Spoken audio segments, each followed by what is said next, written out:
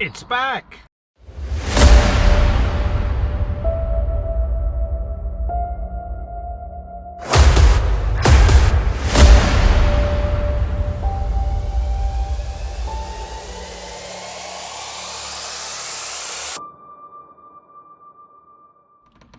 So welcome back. Finally, the L322 is back.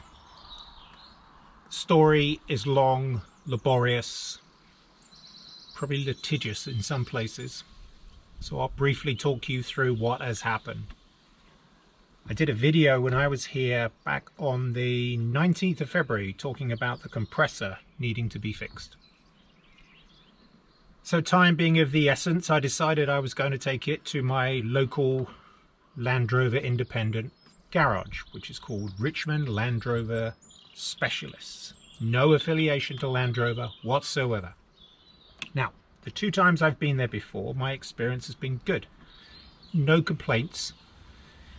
Think they might be marking up parts probably a little too aggressively, but we'll let that one go. So I took it in on the 21st of February, which I believe was a Monday. Went in for the compressor, dropped it off in the morning. The guys commented on how they were watching the channel, which was welcomed. And I went back home. About 11 o'clock, I get a phone call from the garage to say, sorry to have to tell you the car was involved in an accident. And then explained to me that on the test drive or going to get it washed, the car basically was hit on the roundabout by a large lorry. So after sort of hearing the words damaged, accident, I think the words written off came into the conversation as well. I decided to sort of compose myself, walk over there and have a look. Now on my first impressions, it didn't seem to be that bad. Second impressions, it wasn't that bad. So there was a lot of cosmetic damage, and luckily photos will go in here. You can see what was taken, the pictures were taken when it was on the roundabout. So it wasn't moving, but the truck had basically maneuvered around the roundabout, clipped the near side front wing, and in doing so scraped the wing and then took the headlight off, and also what came off with that would be the grille and the bumper. So all of that, if you know these modern cars, are all built to basically just collapse quickly, and there's a crash structure behind the back of that plastic bumper cover. So what had happened was a lot of the clips that hold things like the headlights, the headlight on the passenger side, and then the bumper clips had come off and were broken. So I had a look underneath, made sure that there was no damage to things like the wheel. So I was worried at first that maybe it had hit the wheel had pushed the CV in and it gone through to the the front differential. Nothing like that was happening. There was no mark on the wheel. It was all basically cosmetic. So got back to the garage, and then Paul, not his real name, said, don't worry, they'll have it back by the weekend. Okay, it looked like it was cosmetic. It needed some body parts, but I firmly believe it'll be back by the weekend. So I didn't hear anything for a week, which I thought, right, I'll let him go do it. Following week, on the Wednesday, I went round there and was like, where's the car? Well, we've had to put a bill sheet together to go to the Linen Compass insurance company to basically tell them what it's going to cost to repair. Can I see it? Well, we emailed it over to the body shop, and they're working with the insurance company. Can I see it? Yeah, we'll email it to you. Okay. So I said, well, I don't understand why we have to go through this. This was under your watch. You must have insurance. Why can't you get your insurance company to basically fix it and then go after the truck? The comment back from Paul, not his real name, was, well, what happens if I don't get my money back? To which I said, pardon? He said, well, I could be out of pocket. To which I said, well, I'm out of a car that was under your custodialship when I brought it in. You must have liability insurance for cases like this. And the comment came back was, yes, we do, but I'm not going to make a claim that way. So I left, waited a few days, as I was told that the insurance adjuster was going in to look at it, and on the Friday of that week, This is now almost two weeks in. I get a call from the body shop to tell me that the adjuster had been round and that they had written off the car, and that the insurance company said we are not going to be paying £7,000 to fix this car, when we really only believe that the fair market value of the car is north of maybe £10,000 to £11,000. Right, so now I get back on the phone to Paul, not his real name. No, don't worry, they're not going to write it off, we'll work it out. Back to the body shop, and I said, well, what on earth has cost £7,000? In essence, what had happened was, or what my belief has happened was, that Paul had decided to put together a sheet of the repairs, went at the most expensive parts possible, with labour, with paint, for a new wing, a new bumper, a new grille, a new headlight. Now, the new headlight for these things, brand new, that's just over £1,600. But you can get second-hand ones for £300. You can also get second-hand bumpers, brand new, genuine, new old stock, for 100 quid. So I said, well, why on earth have you marked these up at dealer-based prices? And he just looked at me and said, well, don't you want the best? To which I replied, no. This is a vehicle that's lost all its appreciation, or gone through depreciation, sorry. It doesn't matter, get second-hand parts. If it's going to a body shop anyway, why can't they just, you know, fill in any dents, sort out anything that's wrong with it, and put the vehicle back on the road? Oh, you want to do that? Yes. So I called my insurance company and told them what had happened. Their comment was, this sounds like insurance fraud. Now, I've not put in a claim for any of this, and I'm not going to go down that route. So in essence, what happened is I had a look on eBay, found all the parts that I thought I was told that needed. I was also told it needed a new slam panel, but it doesn't. The slam panel on the front, perfectly fine. So I started looking at second-hand parts, and then I called my insurance company, and they said, look, here's your deductible, but you're well within your rights to go do it. So then I called Paul back and told him, I'm going to fix it myself. I want the car back. I don't care if you put gaffer tape on it. Get the car back so I can pick it up and get it to a reputable garage that can take care of this for me. And my plan was I was going to go and get it taken care of using second-hand parts, put it back on the road, figure out what the bill was, and send it to them. Probably through my insurance company. If they didn't want to go touch it, then I would have found a legal method of doing it. Anyway, towards the end of last week, now we're now 3 weeks into this, I got a phone call from my insurance company who asked me what the progress was and did they want us to start filing a claim and talk to them about it. And I said, well, I still don't have the car back. And then the words, get the police involved, they've got your personal property. So under the advice of the insurance company, I basically documented everything up until that point. What had happened, timeframes, calls, content that I had, everything they asked me for. And then I forwarded it to Paul on a Saturday, so last Saturday. Today is a Friday, that was last Saturday. A couple of hours go by and then I get a call from the body shop telling me, we are beginning to put it back together again. It's gone through spray paint. You'll have it back on Monday. Now I bought a second-hand bumper. It cost me 90 quid off eBay, and I took it over to the Richmond, or the Land Rover Richmond Land Rover specialists. I took it over to them on the Wednesday and said, I want this put back on. If you're going to put the old bumper back on and it's damaged, forget it, put this one on. So I gave them that. I bought a new grille from Powerful UK. So I don't know if those parts are back on this vehicle or not. I've had a look at the front. The front headlight is cracked. And if you can see in here, the clips there and there are broken. This is siliconed on. That's broken as well. And there is another clip that goes in behind here that screws on. That's broken. So this has got to get replaced. And if you look at this side, you can see that clip, and that plastic there is what got broken when it pulled the whole of the headlight out. So as the truck came by, caught this part of the wing, and then the headlight came off, and then clip 1, 2, 3, and there pulled the whole lot down. And if you look at the picture at the top, you can see what it looked like when it came back from the road.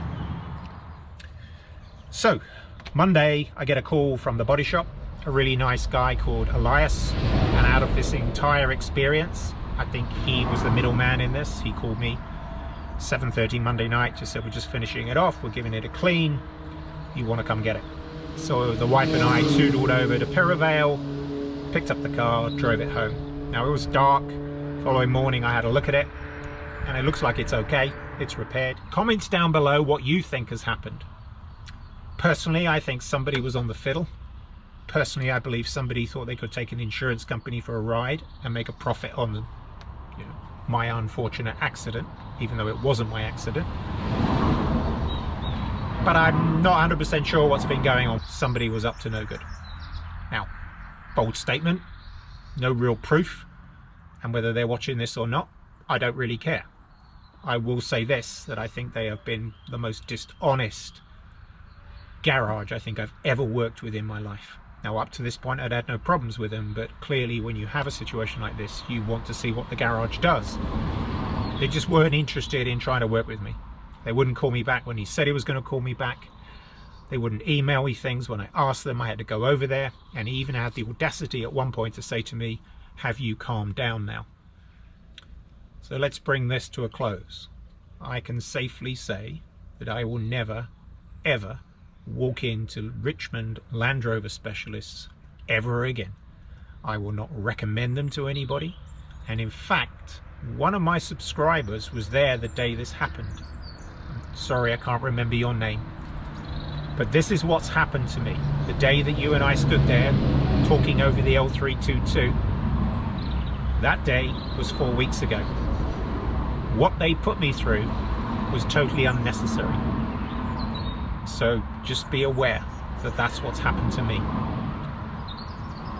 My impressions of this are not good. My experience of this is not positive at all. And out of 5-star rating, I give them -5. Because simply, they didn't give a... Now I'm 4 weeks behind my build schedule. This was originally going to go into TMD last week. That got cancelled. It was going to go to CBS, get the spotlights put in. That got cancelled. So and I was also going to get my brakes done as well at Emporium Tuning in Worcester, which would have been probably the first week of March. That got cancelled. Now I've got it back. All of these other small jobs that I've been, parts that have been arriving, I've been able to fix. I've recorded that. So the ladder is on. This is a beefy bit of kit. This is made of steel. I've actually been up it, you can see. There's some footprints. So I climbed up on the top and took care of that. I will climb up on the roof and I will show you what I've done. These are awning clips. So these are for my shower curtain. And as I mentioned before, my road shower is going to go on the back. And then these will provide brackets for the awning for the shower attachment that will go here. Fist grips, these are for my shovel, and I put those on as well. Again, these are just on M6. I put a couple of washers and a nut, and up the top there, that is the frame where the rooftop tent sits in. So I have moved some things around on my roof rack and then fitted the frame where the rooftop tent slides into. So on the bottom of the rooftop tent, it's sort of like a Russian doll, although I probably shouldn't say that word at this point in time. It will fit inside of here and then you just screw it in. And these are for my max tracks, and I've moved those over as well. A few other things. Taken off my front mud flaps, and the reason why is that this plastic trim across the bottom here is coming off to make sure that the rock sliders fit, and that will be going away, and they will not fit with front mud flaps. So I've taken them off and I found these little plastic bungs. They're 10mm screws, pushed them in there. I do have some spare ones of these, but I'm going to need to get them painted up. So I've got a couple of off of eBay. I think they're like 20 quid each, but these are uniform across all the model years. So it's one of those things, you can't really see these at this point in time, and when they put the rock sliders on, the front mud flaps are off. One thing I have done around the front is Sam's Motor and Machine. I was watching one of his videos. A really good idea about doing the LED headlight upgrade. So I bought a couple of those, same ones that Sam had. Thanks, Sam. Make a big difference there. This has got to come off next week, and to put the Land Rover Spotlight kit, which is really sort of brackets that fit in here, which will allow the spots to go in, and CBS in Cambridge are going to take that on for me. So there you can see the ladder. It's quite a simple job. I just basically drill 2 holes, put some rev nuts in. It can get adjusted. It's not 100% straight, but the good thing is I can maneuver this and then just straighten it up, and I'll do that later. It's probably about the cleanest thing there is on this car at this point in time. It's absolutely filthy, but anyway, that is taken care of. A few other things that need to be done. These are all the boxes that need to go to CBS for the spotlights. That is going to get moved. Get out of the way. That inverter is going to get moved up here, and then I'm going to run the cables down straight into the frame. I've ordered a lithium battery. That is at home. That's going through its cycle charging, and then when I get this thing back, the Optima is going to come out and I'll put the lithium battery in, ready for when I come back down here again, and then I'll plug everything in. The Red Vision system will get plugged in, and then we'll start putting things back together again. So it's back. It's filthy. It's covered in the Saharan sand dust that came over London on Wednesday last week. But now we can continue with the modifications again, after being delayed for a month. Right, I'll talk to you again soon. Cheers. Pushed out for a week. So this is off to CBS on Tuesday next week, and they're going to put the spotlights on, and they're going to put my Autovox review, a digital review mirror. So all of that will be in place. And then the week after, which I think is the last week of March, is going to TMD, and they're going to put the rock sliders on. They're going to go and give it a once over underneath to make sure there's no other damage and everything else is okay. Full fluid, absolutely everything, engine, gearbox, transfer box, diffs, the whole lot is being drained out, put back in with new filters. So all of that will be done, and they are going to attempt to put my bash plates on as well. So that front bumper is probably going to go through some trimming to make it all line up, but we'll see how that goes. So by the time we get through to the end of, probably in the early part of April, all of this should be done. And with that, I'll see you on the next one. Cheers.